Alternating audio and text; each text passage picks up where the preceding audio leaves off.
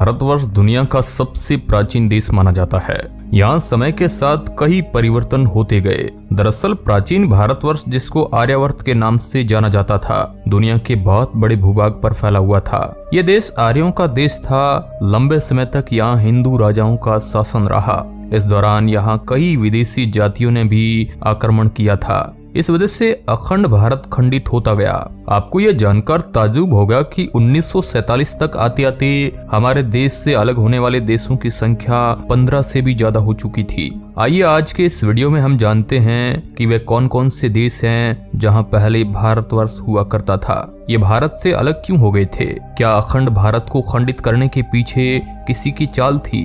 यदि आज भारत से अलग हुए सभी देश मिल जाए तो क्या होगा? जानते हैं अखंड भारत के विभाजन की पूरी कहानी। नमस्कार दोस्तों, royal TV India YouTube channel में आपका स्वागत है। आज का वीडियो बड़ा ही इंटरेस्टिंग होने वाला है। यदि ये वीडियो पसंद आता है तो चैनल को सब्सक्राइब और लाइक जरूर करें। दोस्तों, अखंड भारत यानी कि आर्यावर्त इस तरह का हुआ करता था, मगर समय के थपेड़ों ने भारत के कई टुकड़े कर दिए और यह आज कुछ इस तरह का दिखाई देता है।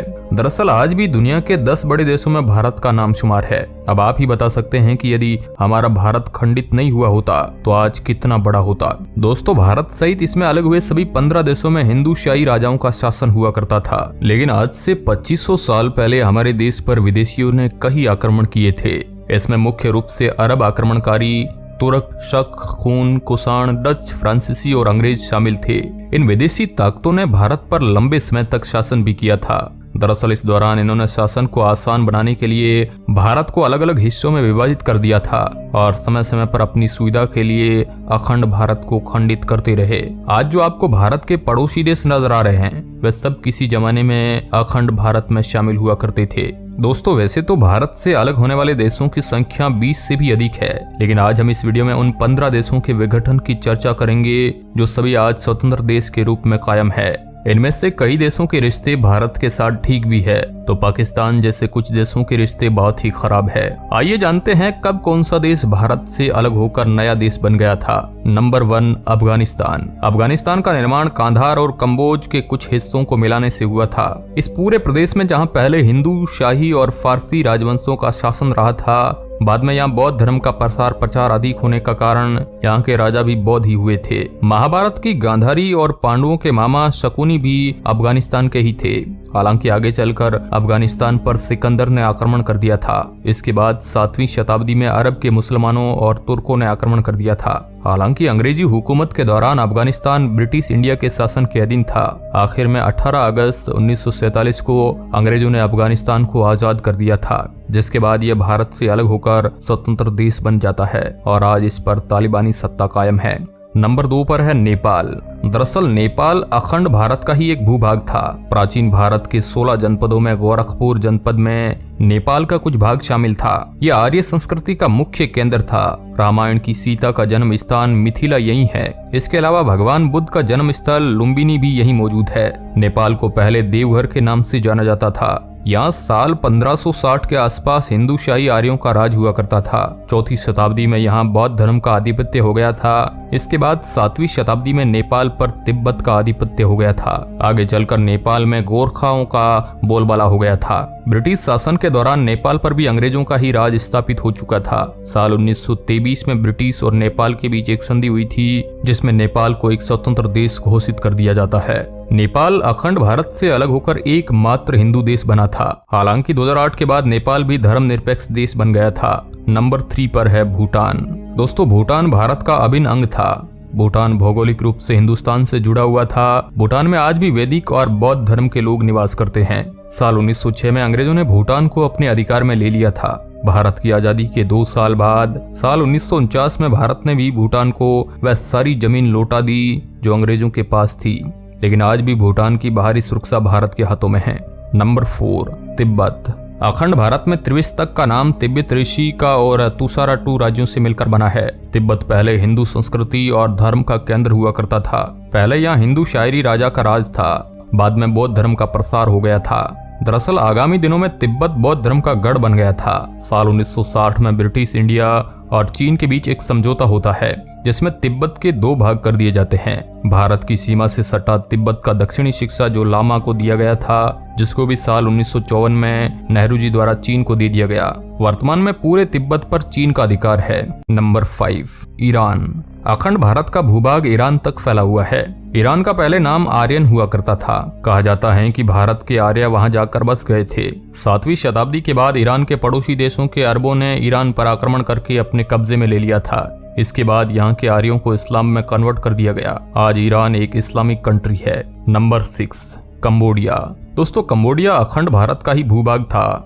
कहा जाता है कि प्रथम शताब्दी में कंबोडी नामक ब्राह्मण ने यहाँ हिंदू राज्य की स्थापना की थी।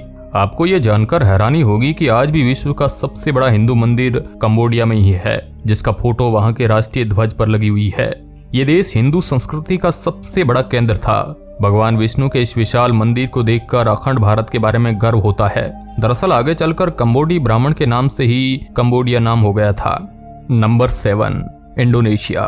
दोस्तों, इंडोनेशिया किसी जमाने में भारत का ही हिस्सा हुआ करता था। यहाँ पहले हिंदू शाही राजा जिसमें बड़ी संख्या में हिंदू लोग रहते थे, मगर आगे चलकर मुस्लिम आक्रमणकारियों के कारण यहाँ मुस्लिम आबादी को बढ़ावा दिया गया। हालांकि आज भी यहाँ एक राम मंदिर मौजूद है जिसमें मुस्लिमों द्वारा पूजा की जाती है। इंडोनेशिया विश्व का सबसे ज्यादा मुस्लिम आबादी वाला देश है। Number 8, Myanmar. दोस्तों, म्यांमार का नाम पहले बर्मा हुआ करता था। जब अंग्रेजों ने भारत में दस्तक दी थी तब उन्होंने म्यांमार पर भी अपना अधिकार कर लिया था। यहाँ अंग्रेजों ने कई वर्षों तक शासन किया था। अंत में 4 जनवरी 1948 को म्यांमार को आजाद करके स्वतंत्र देश बना दिया गया। Number 9, Malaysia. दोस्तों, मलेशिया आर्यवर्त का ही भाग था। यहाँ पर हिंदुओं की बड़ी आबादी निवास करती थी।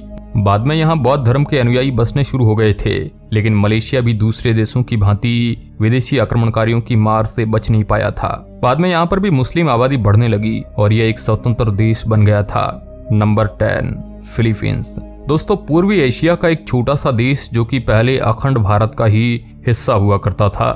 यह देश भी मुस्लिम आक्रांताओं से बच नहीं पाया था, मगर आज भी यहाँ पर काफी हिंदू आबादी निवास करती है। 4 जुलाई 1946 को यह एक स्वतंत्र देश बन गया था।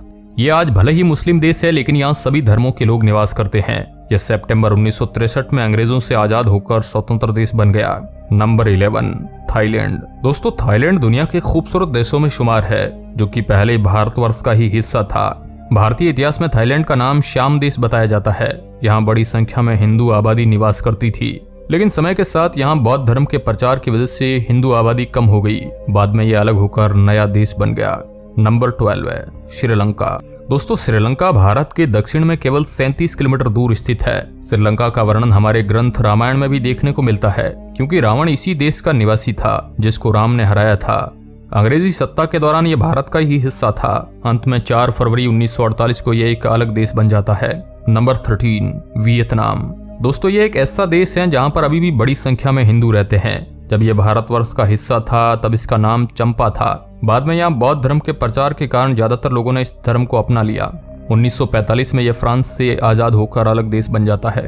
नंबर 14, बांग्लादेश। बांग्लादेश भारत की आजादी तक भारत का ही हिस्सा था। आजादी के समय यह पूर्वी पाकिस्तान बन गया था। यहाँ पर मुस्लिम आबादी का बाहुल्य था और 1971 में यह पश्चिमी पाकिस्तान से अलग होकर स्वतंत्र देश बन गया था। नंबर 15, पाकिस्तान। पाकिस्तान भारत का एक ऐसा पड़ोसी देश है जो हमेशा भारत के साथ जिसका संघर्ष चलता रहता है। आजादी के बाद लगातार 3 बार भारत से इसका युद्ध हुआ है, लेकिन तीनों बार भारत से मात खाई है, जिसके साथ कश्मीर को लेकर विवाद चल रहा है, जो 1947 में भारत से अलग हो गया था। इस प्रकार एक के बाद एक करके ये 15 देश भारत से अलग होते गए। दरअसल आज का भारत भी आजादी के समय अंग्रेजों द्वारा 565 रियासतों में विभाजित कर दिया था, जिसको सरदार पटेल ने अपनी सूझबूझ से भारत में मिलाकर बड़ा काम किया था। यदि हमारा आज भारत खंडित नहीं हुआ होता तो विश्व में सबसे बड़ा देश होता। फिर भी आज हम किसी से कम नहीं हैं। तो दोस्तों, कैसी लगी अखंड भारत की कहानी? आप इसके बारे में क्या सोचते हैं? कमेंट बॉक्स में हमें जरूर बताएं। यदि हमारा ये वीडियो पसंद आता है तो चैनल को लाइक, शेयर और सब्सक्राइब अवश्य करें। वीडियो के अंत तक बने रहने के लिए आपका बहुत बहुत धन्यवाद।